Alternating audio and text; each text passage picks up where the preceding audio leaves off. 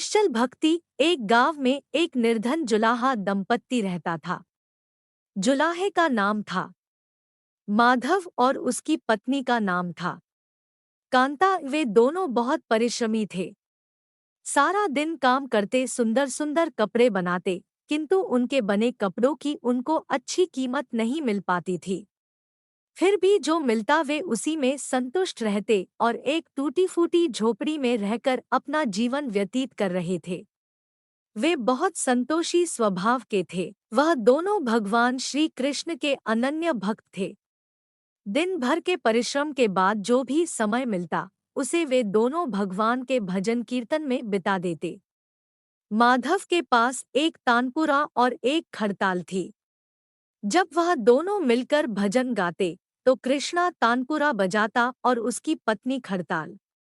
फिर तो दोनों भगवान के भजन में ऐसा डूब जाते कि उनको अपनी भूख प्यास की चिंता भी नहीं रहती। उन्होंने अपनी दीनहीन अवस्था के लिए कभी भगवान को कोई उलाहना नहीं दिया और अपने इसी जीवन में प्रसन्न थे। लेकिन एक दुख उनको सदा सताता रहता कि उनके कोई संतान नहीं थी। इसको लेकर वह सदा चिंतित रहा करते थे। चिंता तो थी, फिर भी दोनों सदा भगवान की भक्ति में मगन रहते।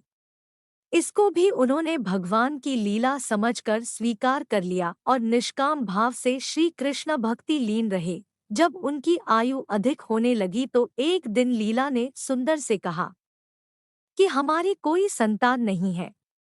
कहते हैं कि संतान के बिना मुक्ति प्राप्त नहीं होती। अब हमारी आयु भी अधिक हो चली है, ना जाने कब बुलावा आ जाए। मरने के बाद हमारी चिता को अग्नि कौन देगा? कौन हमारे लिए तर्पण आदि कार्य करेगा? कैसे हमारी मुक्ति होगी? माधव बोला, तू क्यों चिंता करती है? ठाकुर जी है ना, वही सब देखेंगे। माधव ने यह बात कह तो दी, किंतु वह भी चिंता में डूब गया। तभी उसके मन में एक विचार आया। वह नगर में गया और श्री कृष्ण के बाल रूप की एक मूर्ति ले आया। घर आकर बोला, अब तुझे चिंता करने की कोई आवश्यकता नहीं है। मैं यह बालगोपाल लेकर आया हूँ। अब से यही हमारे पुत्र हैं। अगर हम संतानहीन हैं, तो यह भी इन्हीं की इच्छा है। हम इनको ही अपने पुत्र की समान प्रेम करेंगे। यही हमारे पुत्र का दायित्व पूर्ण करेंगे। माधव बोला। माधव की यह बात सुनकर कांता अत्यंत प्रसन्न हुई। उसने बाल गोपाल को लेकर अपने हृदय से लगा लिया और बोली, आप बिल्कुल ठीक कह रहे हैं। आज से यही हमारा लाला है। तत्पश्चात दोनों पति पत्नी ने घर का एक कोना साफ कर वहां उनके लिए एक बैठने का स्थान बनाया और एक चौकी लगाकर उस पर बाल गोपाल को विराजित कर दिया। उस दिन से जुलाहा दंपत्ति का नियम हो गया। वह प्रतिदिन बाल गोपाल को स्नान कराते, उनको धुले वस्त्र पहनाते, अपने पुत्र की तरह उनको लाडलदाते, उन्हीं के सामने बैठकर भजन कीर्तन करते और वहीं सो जाते थे। वो दोनों अपने हाथों से बाल गोपाल के लिए सुंदर वस्त्र बनाकर उनको पहनते, उनकी खाना खिलाते, उनको झूला झुलाते और रात को उनको सुलाकर ही स्वयं सोते थे। इन सब में उनको बड़ा आनंद आता। धीरे धीरे दोनों बाल गोपाल को अपनी संतान के समान ही प्रेम करने लगे। बाल कृष्णा अब उनके परिवार का हिस्सा बन गए थे। कांता का नियम था कि वह रोज पहले अपने हाथों से अपने लाला को भोजन कराती, तब स्वयं भोजन करती थी। लाला को भोजन कराते समय उसको ऐसा ही प्रतीत होता जैसे वह अपने पुत्र को ही भोजन करा रही हो। उन दोनों के निश्चल प्रेम को देखकर करुणानिधान भगवान अत्यंत प्रसन्न हुए और उन्होंने अदृश्य रूप में आकर स्वयं भोजन खाना आरंभ कर दिया। कांता जब प्रेमपूर्वक बाल गोपाल को भोजन कराती तो भगवान को प्रतीत होता मानो वह अपनी माँ के हाथों से भोजन कर रहे हो। उनको कांता के हाथ से प्रेमपूर्वक मिलने वाले हर कौर में माँ का प्रेम प्राप्त होता था। भगवान श्री कृष्ण स्वयं माँ की उस प्रेम लीला के वशीभूत हो गए। किंतु कांता कभी नहीं जान पाई कि स्वयं बालगोपाल उसके हाथ से भोजन करते हैं। एक दिन कार्य बहुत अधिक होने के कारण कांता बाल गोपाल को भोजन कराना भूल गई। गर्मी का समय था। भरी दोपहरी में दोनों पति पत्नी कार्य करते करते थक गए और बिना भोजन किए ही सो गए। उनको सोए हुए कुछ ही देर हुई थी कि उनको एक आवाज सुनाई दी, मैया, बाबा है। दोनों हड़बड़ा कर उठ गए। चारों ओर देखा आवाज कहाँ से आई, किंतु कुछ दिखाई नहीं दिया। तभी अचानक लीला को याद आया कि आज उसने अपने लाला को भोजन नहीं कराया है। वह हड़बड़ा कर उठी और दौड़कर लाला के पास पहुंची तो देखा कि बाल गोपाल का मुख कुम्हलाया हुआ है। इतना देखते ही दोनों पति पत्नी वहीं उनके चरणों में गिर पड़े। दोनों की आंखों से आंसुओं की धार बह निकली। लीला तुरंत भोजन लेकर आई और ना जाने कैसा प्रेम उमड़ा कि उसने लाला को उठाकर अपनी गोद में बैठा लिया और भोजन कराने लगी। दोनों पति पत्नी रोते जा रहे थे और लाला को भोजन कराते जा रहे थे। साथ ही बार बार उनसे अपने द्वारा हुए अपराध के लिए क्षमा मांगते जा रहे थे। ऐसा प्रगाढ़ प्रेम देखकर भगवान अत्यंत द्रवित हुए और अंतर्यामी भगवान श्रीहरि साक्षात रूप में प्रकट हो गए। भगवान ने अपने हाथों से अपने रोते हुए माता पिता की आंखों से आंसू पोंछे और बोले, प्रिय भक्त, मैं तुम्हारी भक्ति और प्रेम से अत्यंत प्रसन्न हूँ। तुम जो चाहो वर मांग लो, मैं तुम्हारी प्रत्येक इच्छा पूर्ण करूँगा। इतना सुनते ही दोनों भगवान के चरणों में गिर पड़े और बोले, दया निधान, आप हमसे प्रसन्न हैं और स्वयं हमारे सम्मुख उपस्थित है। इसी से हमारा जीवन धन्य हो गया। इससे अधिक हमें और क्या चाहिए? इससे अधिक किसी भी वस्तु का भला क्या महत्व हो सकता है? आपकी कृपा हम पर बनी रहे, बस इतनी कृपा करना। श्रीहरि बोले, यदि तुम चाहो तो मैं तुम्हारे जीवन में संतान के अभाव को समाप्त कर तुम्हें एक सुंदर संतान प्रदान करूं। यह सुनते ही माधव और कांता एकदम व्याकुल होकर बोले, नहीं भगवान, हमको संतान नहीं चाहिए। उनका उत्तर सुनकर भगवान ने पूछा, किंतु क्यों? अपने जीवन में संतान की कमी को पूर्ण करने के लिए ही तो तुम मुझको अपने घर लेकर आए थे। यह सुनकर वह दोनों बोले, प्रभु, हमको भय है कि यदि हमको संतान प्राप्त हो गई तो हमारा मोह उस संतान के प्रति बढ़ जाएगा और हम अब की तरह आपकी सेवा नहीं कर पाएंगे।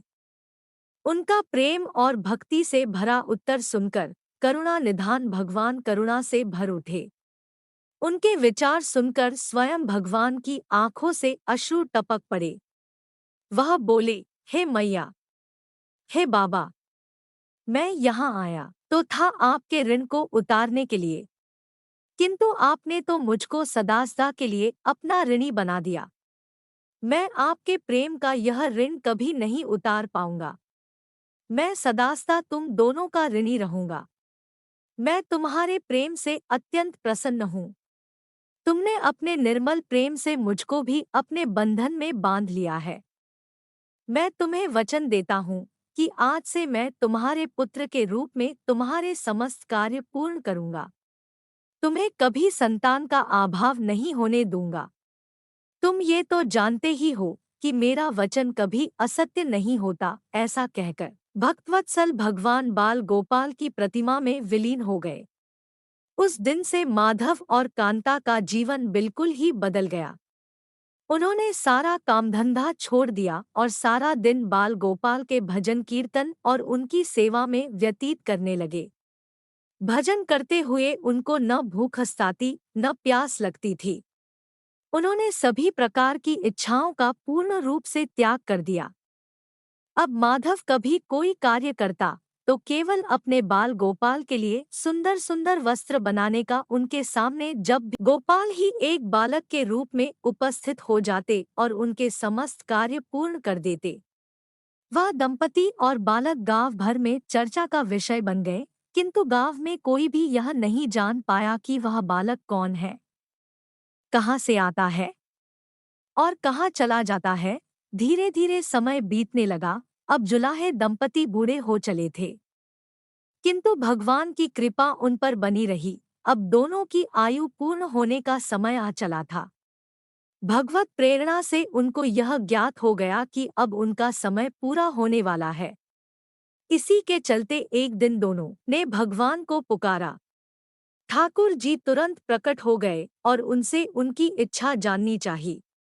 दोनों भक्त दंपत्ति भगवान के चरणों में प्रणाम करके बोले, हे प्रभु, हमने अपने पूरे जीवन में आपसे कभी कुछ नहीं मांगा, किंतु अब जीवन का अंतिम समय आ गया है, इसलिए आपसे कुछ मांगना चाहते हैं। भगवान बोले, निःसंकोच होकर अपनी कोई भी इच्छा कहो।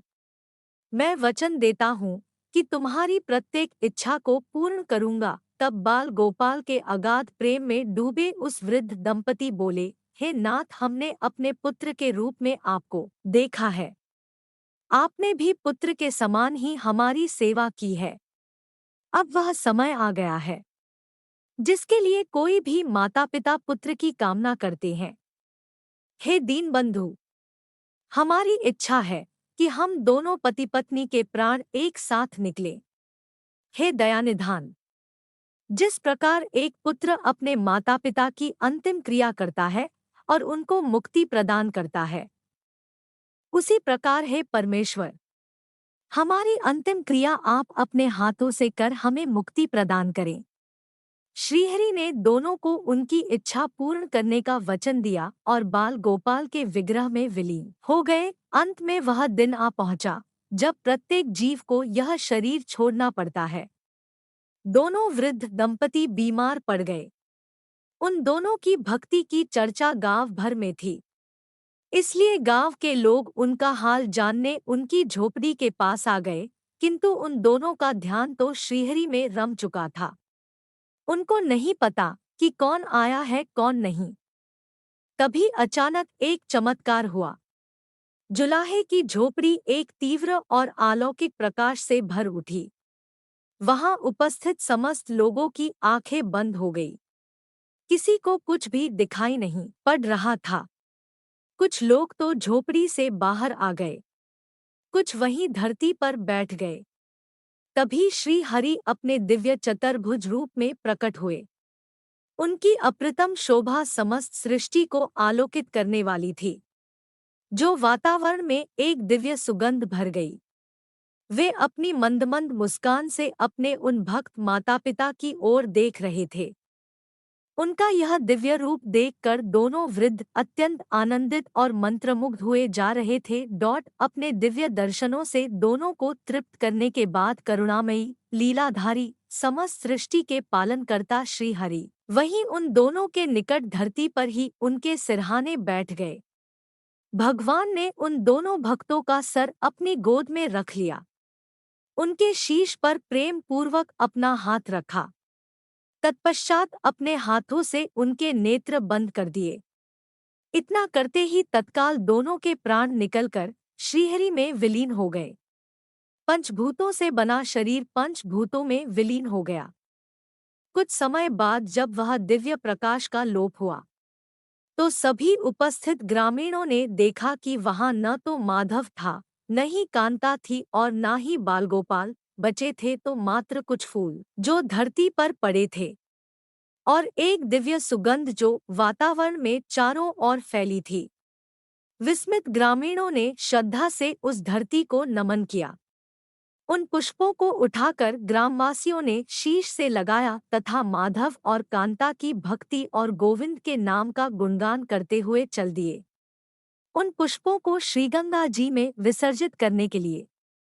सच्चा भक्त वह है जो एक क्षण के लिए भी भक्ति से विमुख नहीं होता है, अर्थात जिसका चित्त ईश्वर में अखंड बना रहता है, वही सच्चा भक्त कहलाता है। सरल शब्दों में कहें तो भक्ति के अंतिम चरण का अनुभव करने वाले को ही भक्त कहते हैं। जय जय श्री राधे। मित्रों, अगर आपको कहानी अच्छी लगी हो तो चैनल को लाइक शेयर सब्सक्राइब जरूर करें। धन्यवाद।